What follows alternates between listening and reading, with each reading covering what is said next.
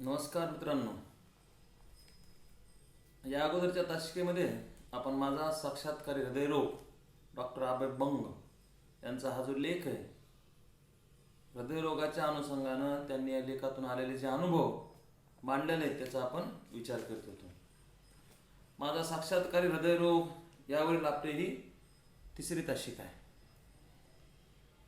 Doctor Abhay Bang यांच्या अनुषंगानं काल आपण त्यांचं असणारं जे कार्य आहे त्या कार्याच्या अनुषंगाने चर्चा करून प्रत्यक्ष तुम्हाला अभ्यास करावा जो उतार आहे माझा साक्षात्कारी हृदयरोग, त्याच्यामधला सुरुवातीचा काही भाग आपण अभ्यासला.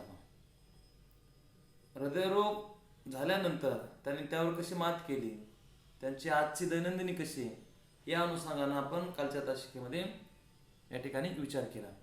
पुढचा जो भाग आहे पहा, त्याच्यामध्ये ते हृदयरोग झाल्यानंतर मनात निर्माण झालेले जे विचार आहेत त्या अनुसार काय करतात पहा, विचार मांडतात. ते असं म्हणतात पहा की माझा सर्व प्रवास सांगून झाला, पण ज्या प्रश्नामुळे हा प्रवास सुरू झाला त्याचं काय झालं. 18 एप्रिल 95ला छातीत दुखल्यानंतर हृदयरोगामुळे आपण मरणार का ही जी भीती मनात निर्माण झाली होती तिचं काय झालं. माझा मृत्यूच्या भीतीचा प्रश्न सुटला का. लक्षात घ्या, कालच्या तासिकेमध्ये आपण असं पाहिलं पहा की माझा साक्षात्कारी हृदयरोग याच्यामध्ये सुरुवातीचा जो भाग आहे त्या भागामध्ये हृदयरोगावर मात केल्यानंतर ते दैनंदिन जीवन कशा पद्धतीने जगतात याचा आपण काल आढावा घेतला पहा. त्यांचं शरीर आज निरोगी, कोलेस्ट्रॉलची पातळी त्यांची व्यवस्थित आहे. ते सकाळी दररोज उठतात, जंगलात फिरायला जातात, व्यायाम करतात, योग, ध्यान, धारणा हे त्यांचं रुटीनचं काय काम चालू आहे. सकाळी 9 वाजता ते कामाला लागतात, दुपारी पुन्हा जेवण केल्यानंतर थोडी आराम करतात, नंतर पुन्हा 6 वाजेपर्यंत काम करतात, संध्याकाळी पुन्हा शोधग्राममध्ये जाऊन ते मुलांचे काय करतात हितगुज करतात, आणि नंतर मग संध्याकाळी 1.5 तास ते काय करतात वाचन करतात, आणि नंतर रात्री 10 वाजता काय करतात ते आराम करतात. लक्षात घ्या, हे त्यांनी सुरुवातीला सांगितल्यानंतर त्यांनी शेवटी 1995 मध्ये त्यांच्या छातीत दुखल्यानंतर त्यांच्या मनात निर्माण झालेले जे विचार ते या ठिकाणी ते मांडतात पहा. ते असं म्हणतात पहा की छातीत दुखल्यानंतर मला हृदयरोग झालाय याची मला जाणीव झाली, आणि माझ्या मनामध्ये मृत्यूची भीती काय झाली पहा निर्माण झाली. मृत्यूच्या अनपेक्षित संभावनेने मी हादरलो गेलो, पण भीती खरंच मृत्यूची होती का. मृत्यूची भीती म्हणजे मृत्यूच्या क्षणाची किंवा घटनेची धास्ती नव्हती. तिथपर्यंत मी जाऊन आलो होतो. अँजिओप्लास्टी टेबलावर मृत्यूच्या अगदी जवळ जाऊन बघण्याच्या क्षणी मृत्यू केवळ अणुविसर्जन आहे हे लक्षात आलं होतं. 95ला यांच्या छातीमध्ये अजून दुखा लागते, यांना दवाखान्यामध्ये नेण्यात येते, त्या ठिकाणी त्यांची तपासणी केली जाते, आणि मग अँजिओप्लास्टी करायचं काय होतं पहा ठरते. आणि मग त्यावेळेस यांच्या मनामध्ये अचानक मृत्यूची काय झाली पहा भीती निर्माण झाली. लेखक असं म्हणतो पहा की मी अगदी मृत्यूच्या जवळ जाऊन आलो होतो, कारण ऑपरेशन जर सक्सेस झालं त्यामध्ये जर काही बिघाड निर्माण झाले तर मी जगेल किंवा वाचेल असे प्रश्न माझ्या मनामध्ये येत होते पहा. आणि मग सगळ्यात जास्त माणसाला काय पहा मृत्यूची भीती वाटत असते, हे तुम्ही लक्षात घ्या. आणि मृत्यूच्या भीतीमुळेच वेगवेगळे प्रश्न देखील काय होतात पहा निर्माण होतात. लक्षात घ्या, आपल्याला माहिती पहा की माणसाला नेहमी माणसाच्या मनामध्ये नेहमी कुतूहल असतं की माणसाचा जन्म कसा होतो, मेल्यानंतर मनुष्य कुठं जातो, त्याची मुक्ती होते का, तो पारलौकिक जगात जातो का, असे वेगवेगळे विचार माणसाच्या मनामध्ये येत असतात. पण मृत्यूची भीती प्रत्येक माणसाला काय करते सारखी भेडसावत असते पहा. तसे यांच्या मनामध्ये काय झालेत पहा विचार आलेले आहेत पहा. भीती मृत्यूची नव्हती, भीती मृत्यूमुळे जीवन गमावण्याची होती. जीवनावर माझं प्रेम होतं, अजून जगण्याची इच्छा होती. हा मानवी स्वभाव आहे पहा. लक्षात घ्या, आपण पाहतो पहा की रस्त्याला रस्त्यानं जात असताना आपल्याला असे अनेक भिकारी दिसतात, त्यांच्या अंगावर कपडे आहेत, कपडे नाही, त्यांचे केस वाढलेले आहेत, अंगावर ठिकठिकाणी जखमा झालेल्या आहेत, त्यांना काय खावं हे कळत नाही, काय प्यावं हे कळत नाही, तरी देखील त्यांना मरावंसं वाटत नाही. लक्षात घ्या. समोरून एखादं जर वाहन आलं तर ते टुनकून काय करतात, कवडी मारतात. हे लक्षात घ्या. कारण प्रत्येक माणसाला काय होतं, बा जगावं असं वाटतं, मरावंसं असं वाटतच नाही. कारण माणूस स्वतःच्या जगण्यावर प्रचंड काय करत असतो, पा प्रेम करत असतो. आणि त्यामुळे लेखक देखील असं म्हणतोय पा, की लेखक असं म्हणतात पा की माझी अँजिओग्राफी ज्यावेळेस झाली, म्हणजे अँजिओप्लास्टीसाठी मला ज्यावेळेस टेबलावर नेलं, त्यावेळेस माझ्या मनामध्ये मृत्यूचे विचार घोंगावू लागले. आपण जगू किंवा आपण मरू, मृत्यूमुळे आपलं जीवन गमावण्याची भीती होती. आणि त्यामुळं मला आणखीन तर जीवन जगावंसं वाटत होतं. आणि मग त्या अनुषंगानं मनात काय विचार आले ते लेखक सांगतात पहा, आता मनात ती भीती, ती असुरक्षितता जाणवत नाही असं मुद्दा म्हणतो, ती कुठे लपलेली नसेलच असं काही सांगता येत नाही. म्हणजे त्यांचं ऑपरेशन झाल्यानंतर, अँजिओप्लास्टी केल्यानंतर ते मृत्यूच्या अगदी जवळ जाऊन आले पहा, अशात. आणि त्यामुळं नंतर त्यांना काय झालं पहा, की मृत्यूच्या अनुषंगाने साक्षात्कार झालेला आहे. आणि ते असं म्हणतात की आता मला मृत्यूची भीती वाटत नाही, आता मला असुरक्षितता जाणवत म्हणजे जाणवत नाही असं ते ठामपणे काय करतात पहा, मानतात पहा. आता शांत वाटते त्यांना. लक्षात घ्या. पुन्हा मृत्यूचा क्षण येईल तेव्हा ही शांतता टिकेल, भल्या भल्यांची त्रेधा उडते, माझी काय अवस्था होईल. आता मृत्यूच्या अनुषंगाने लेखक इथं काय करतोय पहा, चिंतन व्यक्त करतोय. लक्षात घ्या. आता हे तर अंतिम सत्य आहे की प्रत्येक जीवाला काय पहा मरण आहे, जन्माला जे येणार आहे त्याला हा काय पहा मृत्यू हा अटळ आहे, मृत्यूवर कुणीच मात करू शकत नाही. आणि त्यामुळं आपण या जगामध्ये नाही, ही भावनाच माणसाला सारखी सतवत असते. आणि त्यामुळे लेखक असं म्हणतोय पहा की मी मृत्यूच्या जवळ जाऊन आल्यामुळे मला काय झालं पहा, साक्षात्कार झाला. आज मला मृत्यूची भीती वाटत नाही, आज मला असुरक्षितता जाणवत नाही. आणि मग त्या अनुषंगाने ते असं म्हणतात पहा की अभय म्हणजे भीती न मनामध्ये निर्माण होणं.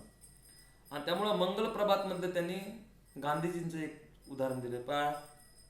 अभय या गुणाबाबत लिहिताना गांधीजी लिहितात, सर्व भीती एका देहामुळे आहे. ही भीती कशामुळे पहा, तर केवळ एका देहामुळे. अशा माणूस हा स्वतःच्या शरीरावर प्रचंड असं काय करत असतो पहा, प्रेम करत असतो. तो देहामध्ये कसा असतो पहा, गुंतलेला असतो. आणि त्यामुळं त्या देहामुळं माणसाच्या मनामध्ये भीती निर्माण होते. अभय मधला तो फार मोठा अडथळा ठरते असं गांधीजी म्हणतात पहा. सर्व भीती एका देहामुळे आहे, देहावरील ममता झडली तर अभय सहज प्राप्त होईल. म्हणजे माणूस हा स्वतःवर प्रचंड असं प्रेम करतो, स्वतःवर ममता करतो, माया करतो. आणि मग ही देहावरील जर ममता झडली तर आपल्या मनामध्ये काय होईल, अभय, आपल्याला भीती कशाचीच वाटणार नाही. लहानपणापासून आपल्या मनावर अनेक भीतीचे आवरण निर्माण केलं असतं. आपण मंदिरासमोरून जात असताना देखील आपल्या मनामध्ये सहज विचार डोकावतो. आपण जर मंदिरासमोर जात असताना देवासमोर जर हात जोडले नाहीत तर आपलं काय वाईट होईल का काय, अशी भीती आपल्यासारखी वाटत असते. आपल्या समोर जर मांजर आडवी गेली तर आपल्या मनामध्ये पुन्हा भीती काय होते पहा, निर्माण होते. माणूस हा सगळ्यात प्रचंड असा भित्रा काय पहा प्राणी, हे तुम्ही लक्षात घ्या. आणि मृत्यूची भीती त्याला सारखी सतावत असते. हे कशामुळं पाहत, हे केवळ देहावर मनुष्य प्रेम करतो आणि त्यामुळं तो काय होतं पहा की मृत्यूची भीती त्याला सारखी वाटत असते असं गांधीजी म्हणतात पहा. गांधीजी या संदर्भात लिहितात पहा, भोग लालसेपायी आपण शरीराचे आवरण उभे केले आहे. कशा पायी पहा, तर भोग लालसेपायी आपण शरीराचे आवरण उभे केले आहे व ते टिकवून धरत आहोत. भोगेच्या फार शीण झाली की मग शरीराची आवश्यकता राहत. गांधीजी काय म्हणतात, की भोग इच्छा जर शीन झाली तर मग मात्र शरीराची माणसाला काय राहत नाही पहा, आवश्यकता राहत नाही. आपण आता वेगवेगळे काही साधू पाहतो पहा, काही ऋषी पाहतो पहा, ते शरीरावर फारसं प्रेम करत नाहीत बरं. त्यांच्या गरजा मर्यादित असतात, त्यांच्या अपेक्षा ह्या काय असतात पहा मर्यादित असतात. शरीराचे ते फारसे चोचले पुरवत नाही लक्षात घ्या. आणि त्यामुळं शरीराची भोग इच्छा कमी झाली लक्षात घ्या की शरीराची आवश्यकता राहत नाही. आत्मा सर्वव्यापी आहे, मग त्याने शरीररूपी पिंजऱ्यात स्वतःला का कोंडून घ्या. पुन्हा हे हिंदू धर्माचं काय आलंय पहा, तत्वज्ञान आले की जळी स्थळी काष्टी पाशाने कोणी पहा मीच आहे. जळी स्थळी काष्टी पाशाने कोणी मीच सर्वत्र व्यापून राहिलेलो आहे. अहं ब्रह्मास्मी हे जे हिंदू धर्माचं तत्वज्ञान आहे की सर्वत्र मीच व्यापून राहिलेलो आहे. भगवद्गीतेमध्ये भगवान श्रीकृष्णाने देखील तोच विचार मांडलेला आहे पहा की सर्वत्र मी वगैरे व्यापून राहिलेलो आहे. तर सर्व जीवामध्ये मीच आहे. मी म्हणजे कोण, तर मी म्हणजे ईश्वराचा अंश आहे. आणि त्यामुळं गांधीजी सुद्धा तसं मानायचं पहा की गांधीजी असं म्हणतात पहा की आत्मा सर्वव्यापी आहे. लक्षात घ्या, आपण आपल्या शरीरामध्ये कोंडून ठेवल्यामुळं, त्याच्यावर आपण प्रेम करीत असल्यामुळं, त्याच्या आपण इच्छा आकांक्षा त्याच्या भोग लालसे पायी आपण काय होतं पहा त्या शरीराच्या प्रेमात पडतो आणि मग आपल्याला मृत्यूची भीती वाटायला लागते पहा. एवढी उन्नत अवस्था माझी नक्कीच नाही, गांधीजीची होती म्हणून ते छातीत गोळ्या लागल्यावर शांतपणे हे राम म्हणाले. आता गांधीजीचं उदाहरण दिलं. गांधीजी या एका टोकाला जाऊन पोचले होते लक्षात घ्या की त्यांच्यावर गोळ्या झाडल्यानंतर सुद्धा मरताना त्यांनी हे राम असे शब्द त्यांच्या मुखावाटे बाहेर पडले लक्षात घ्या. कारण त्यांचं शरीरावर प्रेम नव्हतं गांधीजी, हे तुम्ही लक्षात घ्या. कारण आयुष्यभर थोडे पंचा त्यांनी काय केलेला पाव वापरलेला आपल्याला दिसून येतो का. ते शरीराचे तेवढे चोचले पुरवत नसत. आपण सामान्य माणसं शरीरावर जीवापाड असं प्रेम करतो का लक्षात घ्या. त्याचे मनीने ते चोचले आपण पुरवित असतो. आपलं आपल्या मनावर नियंत्रण राहत नाही. आणि त्यामुळं मग आपण वेगवेगळ्या विकारांना बंदिस्त होतो आणि मग आपोआपच आपल्याला यातून काय होतं पहा दुःख वेदना वगैरे होत असतात असं त्यांनी म्हटलेले पहा. पुढे ते असं म्हणतात पहा, एवढी उन्नत अवस्था माझी नक्कीच नाही, गांधीजीची होती म्हणून ते छातीत गोळ्या लागल्यावर शांतपणे हे राम म्हणाले, मी कसा वागे. The day which we fear as our last is but the birthday of our internet. लक्षात घ्या. ते असं म्हणतात पहा की आज जो आपला शेवटचा दिवस आहे त्याला आपण भीतो. आज जो आपला शेवटचा दिवस आहे, जो मृत्यू आहे, त्याला आपण काय करतो पहा साधारणपणे भीतो. परंतु त्या मृत्यूमुळेच लक्षात घ्या आपल्याला परमात्म्याला भेटण्याची लक्षात घ्या त्यासाठी तो आपला जन्मदिवस असतो असं त्यांनी त्या कोटेशन मध्ये काय केलं पहा म्हटलेलं आहे. ही एक जिज्ञासाच आहे. लान्सेट या वैद्यकीय जर्नलमध्ये प्रसिद्ध वैज्ञानिकांच्या मुलाखती येतात. एक प्रश्न असतो, तुम्हाला कसं मरायचं आहे. आता लान्सेट हे वैद्यकीय काय पहा जर्नल आहे. त्या जर्नलमध्ये एक प्रश्न हमेशा विचारतात पाहते की बाबा तुम्हाला कसं मरायचं आहे. त्यावेळेस ते त्यातले बरेच जण असं म्हणतात पहा की झोपेत. बहुतेक जण काय म्हणतात की आम्हाला झोपेतच मरण यावं. अनेक जण असं म्हणतात की हार्ट अटॅक न काय बापा मरण यावं. पण एकानं उत्तर दिलं पहा, पूर्णपणे जागृत अवस्थेत सावधपणे एक एक क्षण बघत मरायचं आहे. मला तो महान अनुभव मुकायचा नाही. आणि महत्वाचं आहे लक्षात घ्या. काय म्हणतोय पहा, एक जणांना काय मत व्यक्त केलं की पूर्णपणे जागृत अवस्थेत आहे का नाही एक एक क्षण बघत बघत काय करायचं पहा मला ते मरणाचा अनुभव पाहायचा असं ना एकानं मत व्यक्त केलं पहा. संत तुकारामांनी देखील आपल्या अभंगामध्ये देखील म्हटलं पहा की आपुले मरण पाहिले मी डोळा. आपुलं मरण मी आपल्या डोळ्यानं पाहिलेलं आहे पराशर.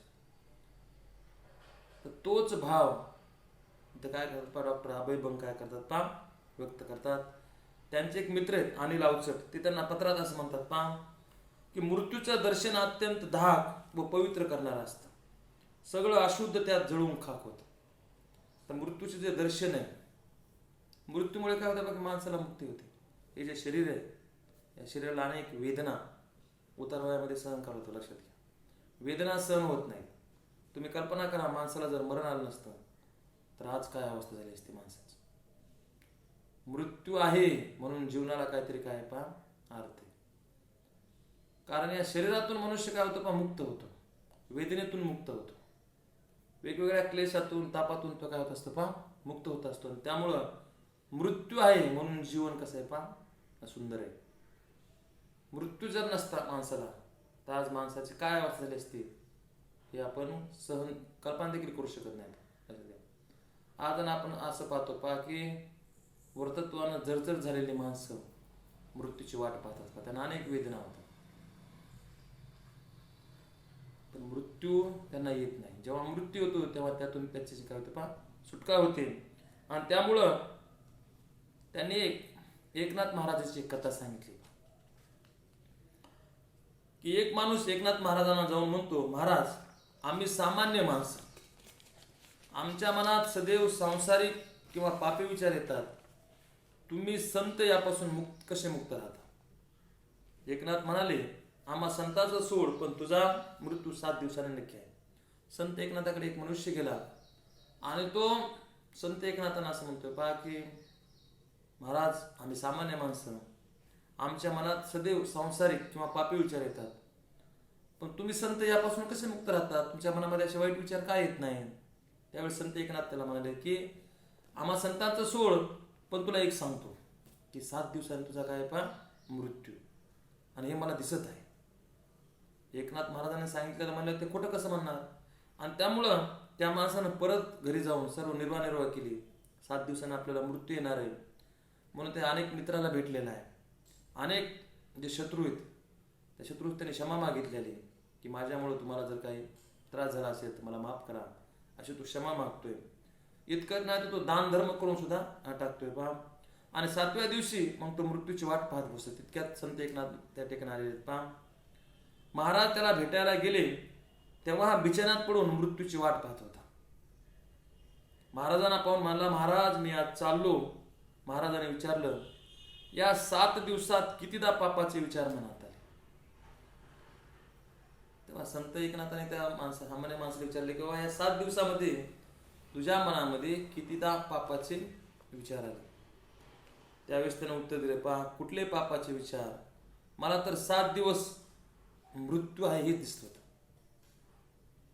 काय दिसत होतं मला 7 दिवस, माझा मृत्यू 7व्या दिवशी, तेच मला दिसत होतं. पहा तो माणूस उद्गारला, महाराज म्हणाले, आम्हा संतांनाही मृत्यू सदैव डोळ्यासमोर दिसत असतो, म्हणून आम्ही पापापासून दूर राहू शकतो.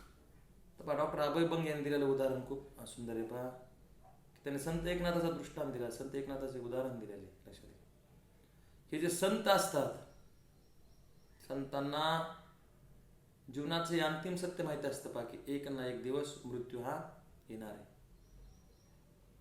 मृत्यूवर आपण काय विजय मिळवू शकत नाही. आणि त्यामुळं मग मृत्यू सतत त्यांच्या डोळ्यासमोर असल्यामुळं लक्षात घ्या ते चांगलं वागतात. लक्षात घ्या, सामान्य माणसाने देखील जर हे लक्षात ठेवलं की एक ना एक दिवस आपल्याला हे जग सोडून जायचे, लक्षात घ्या. त्यामुळं मी असं काही कार्य करेल की त्या कार्याच्या रूपानं काय राहील पहा मी पाठीमागं राहील. मरावे परी कीर्तिरूपी उडावे असं म्हटलेलं आहे पहा. आणि त्यामुळं अभयभंग असं म्हणतात पहा, सर्वांना मी एकच शुभेच्छा देऊ शकतो की प्रत्येकाला एकदा तरी मृत्यूचे दर्शन अवश्य व्हावं. काय म्हणतात पाहते की मी सर्वांना एक शुभेच्छा देऊ शकतो की सगळ्यांना एकदा तरी काय व्हावं मृत्यूचं दर्शन अवश्य व्हावं. आणि त्यामुळं मनुष्य काय होतं पहा की सरळ मार्गाने वागतो. लक्षात घ्या, कसं वागतो पहा की सरळ मार्गाने तू वागत असतो पहा. हे त्यांनी इथे सांगितलं पहा. लक्षात घ्या, म्हणजे अँजिओप्लास्टी झाल्यानंतर त्यांच्या मनामध्ये त्यांना मृत्यूची जाणीव झाली आणि त्या अनुसार त्यांनी काय केलं पाहिजे विचार व्यक्त केले की प्रत्येक माणसानं हे लक्षात ठेवलं पाहिजे की आपल्याला एक ना एक दिवस काय पहा मरण आहे, मृत्यू आहे. आपण काय अमर राहणार नाही. आणि त्यामुळं मग असं आपण वागायचं, त्यामुळं असं आपण वर्तन करायचं की आपण आपल्या कृतीतून आहे की नाही पाठीमागं आपण राहिलो पाहिजे. लक्षात घ्या. आज आपण जर असं पाहिलं तर कोणाला जरी विचारलं, मी तुम्हाला विचारलं की तुमच्या पंजोबाचं नाव सांगा, तर तुम्हाला सांगता येणार. लक्षात घ्या. जे माणसं स्वतःसाठी स्वतःच्या कुटुंबासाठी जगतात त्यांचं नाव पाठीमागे राहत नाही. लक्षात घ्या. पण जे समाजासाठी जगतात, समाजाच्या हितासाठी कार्य करतात, जे वेगवेगळं संशोधन करतात, त्यांचं नाव त्या अनुषंगानं काय होत असतं पाठीमागं राहत असतं. आणि त्यामुळे त्याने असं म्हटलंय की माणसानं सतत आपला मृत्यू आपल्या डोळ्यासमोर ठेवून वागलं तर मनुष्य वाईट वागणार नाही. पुढे ते सांगतात आता पुढे काय करावं. अँजिओप्लास्टी होऊन लखनौहून परतल्यावर 20 मे 95 नागपुरात असताना मी वर आणि विचार करत होतो. मला मोठा हार्ट अटॅक यापुढे केव्हा येण्यासाठी आम्ही मनाची तयारी ठेवणं आवश्यक होतं. तर त्यांना निदान झालेले त्यावर ऑपरेशन झालेले, नंतर मग ते परत गडचिरोली आलेले आहेत आता हे पेशंट्स आहेत. आणि त्यामुळे बऱ्याच जणांनी त्यांना सल्ला असा दिला की मोठ्या शहरात राहा, तुम्ही जंगलामध्ये शोधग्राममध्ये राहून काय करणार, कारण तिथं काही सुविधा नाही. परंतु हे अभय बंगला मान्य होत नाही. ते असं म्हणतात आधुनिक वैद्यकीय सोयी ताबडतोब मिळू शकतील म्हणून आपण मोठ्या शहरात राहायचं का.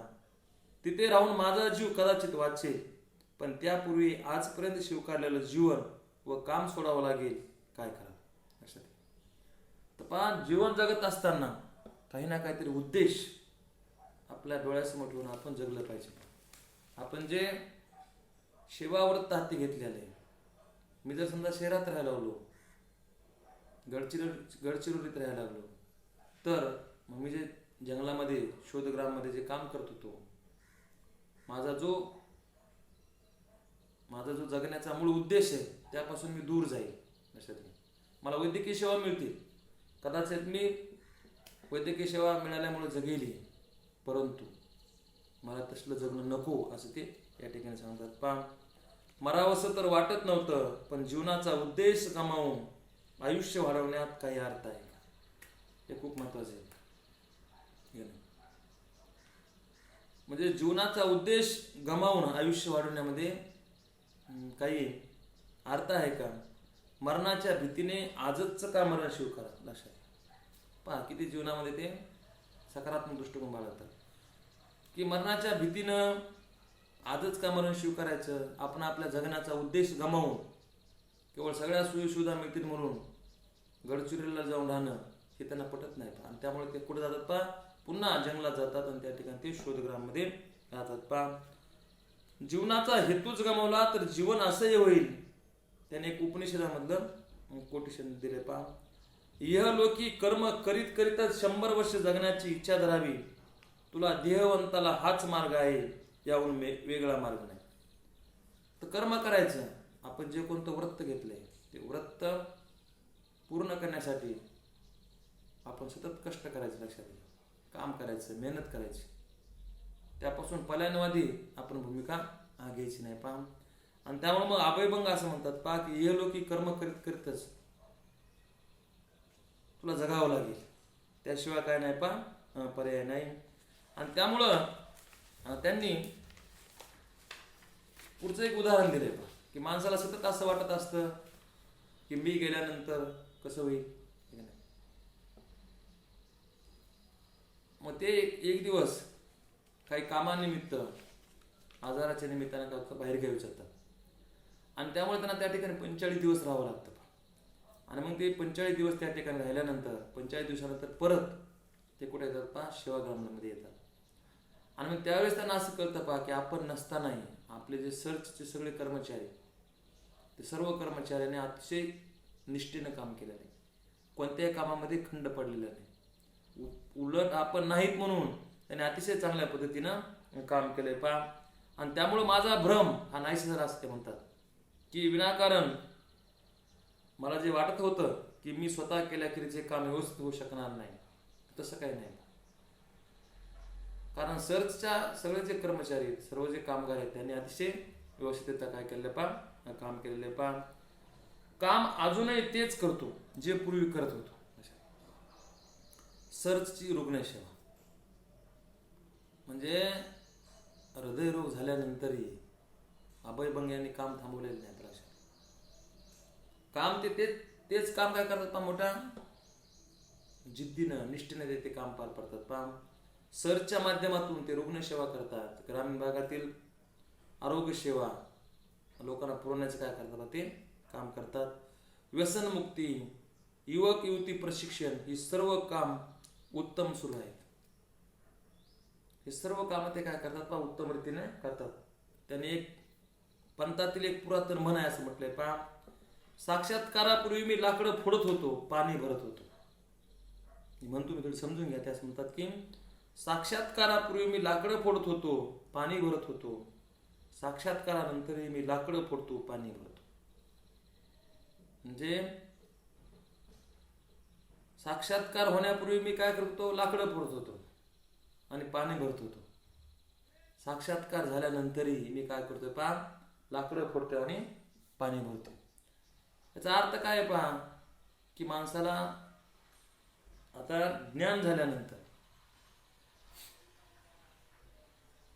माणसं काय करतात पहा, की अहंकारी बनतात, गर्विष्ठ बनतात अशा. आणि त्यांना त्याचा काय होत असतो पहा, गर्व वाटत असतो. त्यामुळे त्यांच्या कामापासून काय होतात पहा, दूर होतात.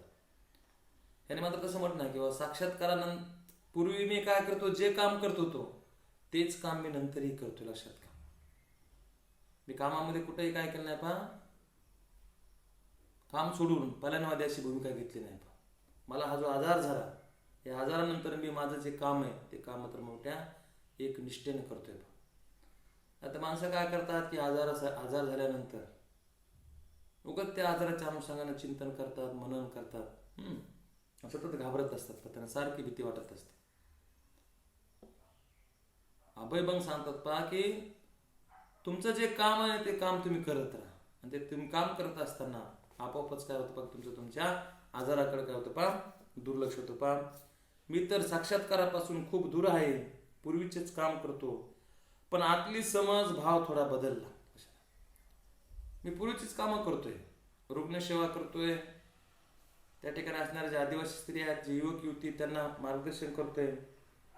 काम त्यानं टाळलं नाही परीक्षेत आजार झाला म्हणून पहा. आणि त्यामुळं बरेचदा नकळत मन स्वप्नरंजन करायला लागतं किंवा कामाची व परिणामाची आसक्ती होते. पण मनात आकांक्षा निर्माण झाल्या की असमाधान व ताण सुरू होतात, ही लक्षात येतं. आणि हे जगण्याचं सूत्र या ठिकाणी अभयभंग सांगतात पहा, की आपण सहज होईल, जेवढं होईल तेवढं आपण काम केलं पाहिजे. लक्षात आपल्या कुवतीनुसार आपण काय केलं पाहिजे पहा, वजन उचललं पाहिजे.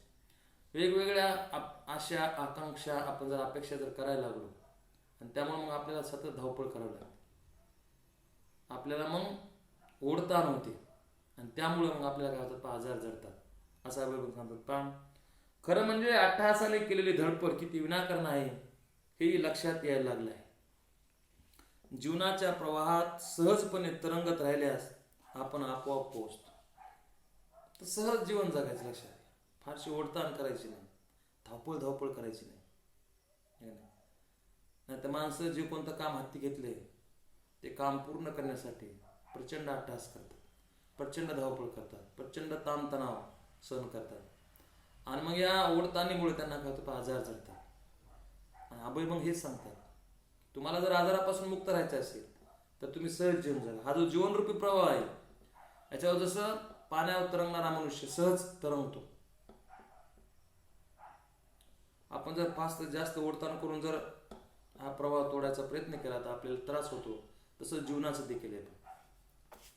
सहज जे पदरात पडेल त्याच्यावर आपण समाधान मानलं पाहिजे आणि त्याच अनुषंगाने आपण जीवन जगलं पाहिजे. पहा, मृत्यूची काळजी जीवनाचा उद्देश कसा घालवावा याविषयीच्या माझ्या विचाराचा गोंधळ संपला. अशा म्हणजे त्यांना आता मृत्यूची काळजी वाटत नाही, मृत्यूचं भय वाटत नाही. आपल्या वाटेला आलेलं जे काम आहे ते एका एकनिष्ठेने करतात. त्यामुळे आपल्याला हृदयरोग झाला आहे याची त्यांना जाणीव नाही लक्षात घ्या. आणि ते सतत काम करत असल्यामुळे त्यांचा कामात वेळ जातो.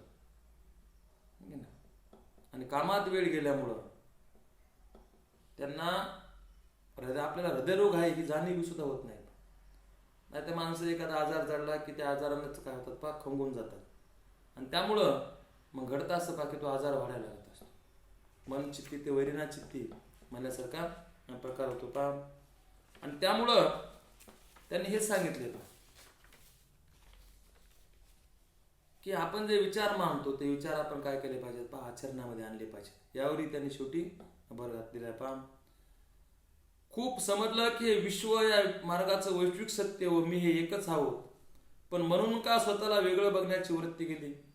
बुद्धीच्या पातळीवर जे समजलं ते जाणीवेच्या वृत्तीच्या व आचरणाच्या पातळीवर येणं हा खूपच लांबचा पल्ला आहे. आणि सगळ्यात महत्त्वाचं लक्षात घ्या, म्हणजे प्रत्येक माणसं विचार मांडत असतात परंतु आचरणामध्ये आणत नसतात. आपल्याला जाणीव झाली परंतु आचरणात आणणं सोपं नाही लक्षात घ्या. व्यासपीठावर उभं राहून वेगवेगळे विचार मांडणं सोपं आहे परंतु प्रत्यक्ष आचरणामध्ये आणणं फार कठीण आहे लक्षात घ्या. आणि त्यामुळे संत तुकारामाने असं म्हटलं पाहिजे की बोले तैसा चाले त्याची वंदावी पावले. काय म्हटलं पाहिजे, जो जसा बोलतो तसा चालतो. असे माणसं खूप दुर्मिळ आहेत लक्षात घ्या, जे जसे बोलतात तसे वागतात. आपल्या महाराष्ट्रामध्ये फार मोठी विचारवंताची परंपरा आहे परंतु त्यामधल्या काही विचारवंतांनी जसे विचार मांडले तसंच आचरण केले. अनेक विचारवंत कसे होते बाकी बोलगेवढे होते, ते नुसते विचार मांडले परंतु आचरणात आणताना ते आपल्याला दिसत नाही. परंतु फुले शाहू आंबेडकरांसारखे विचारवंत मात्र त्यांनी जे विचार मांडले ते प्रत्यक्ष आचरणामध्ये आणले. नवे नवे सुरुवातीला त्यांनी तसं वागले आणि नंतर त्यांनी सांगितलं लक्षात. आणि त्यामुळं अभयभंग देखील तेच सांगतात. कोणतीही गोष्ट आचरणात आणणं तितकी सोपी नाही, बोलणं सोपं आहे. आणि त्यामुळं मी असं ठरवलंय लक्षात. अभयभंग सांगतात की मी बुद्धीच्या पातळीवर जे मला समजलं ते मी आचरणाच्या पातळीवर आणण्याचा काय करतोय पहा प्रयत्न करतोय. मी ते आणतोय लक्षात घ्या. हे शरीर व मन किती मातीचं बनलं आहे याचा वारंवार प्रत्यय येतो. बुद्धी 1000 मैल पुढे धावते, शरीर व मन खूप हळूहळू पुढे सरतं लक्षात घ्या. माणसाचं जे मन आहे लक्षात घ्या त्यावर नियंत्रण करणं अत्यंत कठीण आहे. बहिणाबाईंनी देखील असं म्हटलं की मन ओढाये ओढाये उभ्या पिकात लढवर, किती हाकाल फिरे येतं पिकावर. हे जे मन आहे ज्या गोष्टीवर जाऊ नये त्या गोष्टीवर सारखं जात असतं लक्षात. जी गोष्ट आपल्यासाठी घातक आहे त्याच गोष्टीकडे त्याचा जास्त काय असतो पहा ओढा असतो. चपळ मन माझे आवरीताही ना आवरे असं संत रामदासांनी देखील म्हटलेलं आहे. किंवा संत तुकारामाचं तर अभंगच आहे म्हणावं, मन करारे प्रसन्न सर्व सिद्धीचे कारण. तुम्हाला जर तुमच्या सर्व सिद्धी पूर्ण करायच्या असतील तर त्यासाठी मन प्रसन्न करणं काय पहा गरजेचे. मन करारे प्रसन्न सर्व सिद्धीचे कारण, मोक्ष अथवा बंधन सुख समाधान इच्छा ते. तुम्हाला जर सुख समाधान पाहिजे असेल तर त्यासाठी मन प्रसन्न पाहिजे.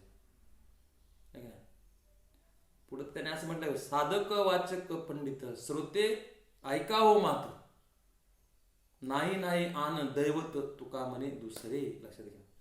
साधकांनो, वाचकांनो, पंडितांनो, श्रोत्यांनो ऐका. काय ऐका की मन हेच दैवत आहे. लक्षात घ्या. तुमचं तुमच्या मनावर नियंत्रण असेल, तुमचं जर तुमच्या मनावर काय असेल पहा प्रभुत्व असेल तर तुम्ही असाध्य गोष्ट काय करू शकता पहा साध्य करू शकता. तुमच्या सर्व गोष्टी तुमच्या सर्व सिद्धी काय होतील पहा पूर्णत्वास जाते. मन करारे प्रसन्न सर्व सिद्धीचे कारण, सर्व सिद्धी काय होतील पहा पूर्ण होतील. अभयभंग देखील तेच सांगतात लक्षात. ते असं म्हणतात पहा की विचार मांडणं सोपं आहे परंतु आचरणात आणणं मोठं कठीण आहे पहा. परंतु मी मात्र तोच प्रयत्न करतोय पहा. शरीराच्या व मनाच्या सवयी बदलत नाही. लक्षात घ्या. हे जे शरीर आहे हे जे मन आहे ना त्याला एकदा सवय लागली की बदलत नाही. आपल्या खेड्यामध्ये म्हण आहे की जित्याची खोड मेल्याशिवाय जात नाही. अशा एकदा एखादी सवय लागली,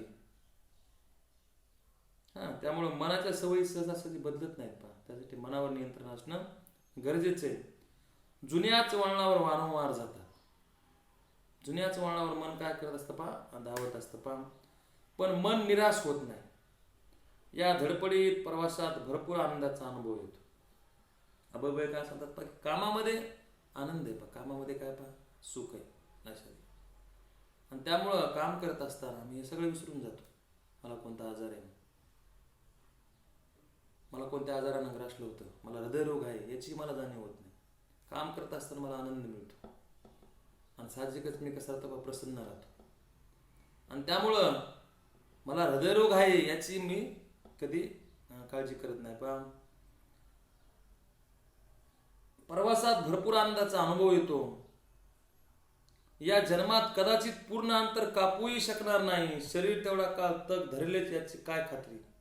पण प्रत्येक दिवस व प्रत्येक क्षणाचा जर असं झालं तर अजून वेगळं कुठे पोहोचण्याची गरज होणार नाही. तर प्रत्येक क्षण, प्रत्येक दिवस ते आनंदाने जगतात. प्रसन्न चित्तानं त्या दिवसाला ते सामोरं जातात. कासवाच्या गतीने मी चालतो आहे, मी ससा नाही. ती गती मला प्राप्त होत नाही, प्राप्त होणारही नाही, त्याची खंतही नाही. कासव चालत आहे, अजूनही चालतच आहे. या ठिकाणी अभयभंग अतिशय नम्रपणे सांगतात. मी जे हाती व्रत घेतले ते मी काम करायचा पूर्णपणे प्रयत्न करतोय. त्या कामामध्ये मी सुख मानतोय, त्या कामामध्ये मी आनंद मानतोय. कदाचित माझी ही गती कमी असेल, कासवासारखी गती असेल, ती सजासारखी गती नाही, परंतु या गतीने मी चाललोय. मोठ्या निष्ठेनं, एकनिष्ठेने काय करतोय पहा, काम करतोय. माझा प्रवास अजून सुरूच आहे. अनेकदा भ्रमात सापडतो, कधी परिस्थितीमुळे, अनेकदा स्वरच. तर काय असतं की सामाजिक कार्य करत असताना, सामाजिक कार्य हाकत असताना अनेक अडचणी येतात. आणि मग अशा अडचणीवर मात करत असताना कधी कधी त्यांना वेगवेगळे भ्रम त्यांच्या मनामध्ये निर्माण होतात. पण तरीही ते डगमगत नाहीत. त्यांना त्यातून प्रकाश दिसतो आणि मग त्या प्रकाशाच्या दिशेने काय करतात, ते धाव घेतात. त्या भ्रमचक्रातून ते सुटतात. पाम घाण्यासारख्या जागच्या जागी चक्रा मारतो आहे की स्पायरल जिन्यासारखा प्रत्येक चक्राकार प्रवासानंतर पूर्वीपेक्षा थोडा वर चढतोय, कुणी सांगा. तर माणूस अनुभवातून शिकत असतो. लक्षात घ्या, माणूस शिकतो कसा, तर तो अनुभवातून शिकत असतो. आपल्याकडे एक सिंहावलोकन हा शब्द आहे. सिंहाचं असं वैशिष्ट्य की तो काही काळाचा चालून गेला की पाठीमागे वळून पाहत असतो. अभयभंग देखील तेच करतात. काही आयुष्य जगलं की पाठीमागे वळून पाहतात. आपण तसं जगतो का काही सुधारणा केल्या हे बी ते पाहतात. पहा, त्यामुळे प्रत्येक माणसानं सिंहावलोकन करणं गरजेचे आहे. आपण जगलो कसं या अनुषंगाने जर आपण चिंतन करत तर आपण चुका करणार नाहीत असे ते सांगतात. पहा, आज मी सर्वत्र ईश्वराचं दर्शन करू शकत नाही. सर्व लोकांशी अजूनही पूर्ण प्रेमभावनाने एकरूप होऊ शकत नाही. अतिशय एवढं मोठं काम करून देखील हा माणूस अतिशय नम्रतेनं सांगतोय. अभयभंग साहेब ते असं म्हणतात, जे समाज सुधारक असतात, जे संत जनतांना आपण म्हणतो पहा की त्यांना त्यांचा सर्वत्र समदृष्टी असते. पहा, मारेकऱ्यांसमोर देखील ते निर्भयपणे काय होतात पहा, उभं राहू शकतात. त्याचं कारणच असं आहे पहा की त्यांना शत्रू, मित्र, स्वजन, आपले पराये असं काही दिसत नाही. त्यांचा भाव सर्वत्र कसा असतो पहा, सम असतो. त्यामुळे ते असं म्हणतात पहा, ते एवढं आदिवासी एरियामध्ये काम करून सुद्धा असं म्हणतात पहा की नम्रपणे सर्व लोकांशी अजूनही पूर्ण प्रेम भावनेने एकरूप होऊ शकत नाही. मला माहित आहे की प्रेम इतरांशी जोडतं, बुद्धी त्यात तुकडी पडते. म्हणजे खरे पहा की प्रेमामुळे माणसंही जोडली जातात. एक नाही, प्रेम हे माणसांना जोडण्याचं काम करतं, तोडण्याचं नाही. लक्षात. आणि मग एखाद्या माणसाचं मोठेपण यावर अवलंबून असतं की त्या माणसानं आयुष्यामध्ये किती माणसं जोडली, तोडली नाही. लक्षात घे, काही माणसं आपल्या वागण्यानं वर्तनामुळं माणसं तोडत असतात, परंतु काही माणसं अशी असतात की आयुष्यामध्ये अनेक माणसं जोडत जातात. ते कशामुळे जोडतात? तर केवळ प्रेमामुळे. लक्षात घ्या, प्रेम हे सर्वश्रेष्ठ मूल्य आहे. आणि त्यामुळं सर्वाभूती प्रेम भाव हे समाज सुधारकाचं सर्वात महत्वाचं वैशिष्ट्य आहे. सर्वांमध्ये सारखं ते काय करतात? प्रेम करतात. सेवा करणे पुत्रासी तोची दासी आणि दासी. जसं पुत्रावर प्रेम, पुत्रासारखं प्रेम ते सर्वावर करत असतात. पाम आज मी पण संपलेलं नाही, संपतच नाही. लक्षात घ्या, माणसाच्या प्रगतीमध्ये सर्वात मोठा कोणता जर अडथळा असेल तर मी पण आज आपण कोणते काम केलं की मी केलं असं म्हणत असतो. माणूस हा मीपणामध्ये गुंतलेला असतो. लक्षात. आणि त्यामुळे अभयमंग हे प्रामाणिकपणे सांगतात की अजूनही मीपणा संपलेला नाही, पण संपतच नाही, वारंवार मध्ये येतं, अडथळा बनतं. वारंवार तो मध्ये येतो आणि काय होतो? अडथळा बनतोय, पण मी सुधारतो आहे. रोज स्वतःला बदलण्याचा, घडवण्याचा आनंद घेतो आहे. हे सगळ्यात महत्वाचं आहे. राहुल सांकृत्यायन हा फार मोठा विचारवंत होऊन गेला. त्याने असं विधान केलं की भागो नाही बदलो. त्याने काय म्हटलं? आपल्यासमोर एखादी कोणती कठीण परिस्थिती निर्माण झाली तर आपण पलायनावादी भूमिका घ्यायची नाही, आपण बदलायचं. भागो नाही बदलो. पळून जायचं नाही, पलायनावादी भूमिका घ्यायची नाही, पळपुटी भूमिका घ्यायची नाही. कारण हे जीवन आहे, जीवनामध्ये अनेक संकट येतात, जीवनामध्ये संघर्ष अटळ आहे. एखादा प्रश्न निर्माण झाला म्हणून त्यापासून पलायनवादी भूमिका घ्यायची नाही, त्याला सामोरं जायचं. समोरचा बदलत नसेल तर आपण बदलायचं. लक्षात. आणि तुम्ही जर बदलायला लागलात तर तुमचं जीवन काय होतं? सुखकर होतं, तुमचं जीवन आनंददायी होतं. तुम्हाला सुख, समाधान, प्रसन्नता काय होते? लागते. परंतु माणसं बदलत नाहीत. आपण जर बदलायला शिकलो समोरच्या सारखं तर कदाचित आपलं जीवन सुखकर होऊ शकतं. रोज स्वतःला बदलण्याचा, घडवण्याचा आनंद घेतो. त्यांना असं म्हटलंय की रोज स्वतःला बदलण्याचा, घडवण्याचा काय करतो? मी आनंद घेतो. कारण ते जे कार्य करतात अभयभाऊ, त्यांच्या कार्याची दखल आज सगळ्या जगाने घेतलेली आहे. आणि त्यामुळं त्यांचं कार्य हे कसं श्रेष्ठ. एवढं काम करून देखील या माणसाला कसलंय काय नाही गर्व नाही. संत कबीराने देखील एका सुंदर दोह्यामधून हे सांगण्याचा प्रयत्न केलाय की कोणते माणसं पाठीमागे राहतात, कोणते माणसं अमर होतात. ते असं म्हणतात की जब हम पैदा हुए जग हसे और हम रोए. संत कबीरामध्ये आणि संत तुकारामामध्ये एक साम्य की त्याने लौकिक जीवनातले अतिशय सोपे उदाहरण दिलेले कबीर देख, आणि त्यातून जीवनाचा सार सांगितलेला, जीवनाचा अर्थ सांगण्याचा प्रयत्न केला. जब हम पैदा हुए जग हसे और हम रोए. जेव्हा आम्ही जन्माला येतो त्यावेळेस सगळं जग हसत असते आणि आम्ही रडत असतो.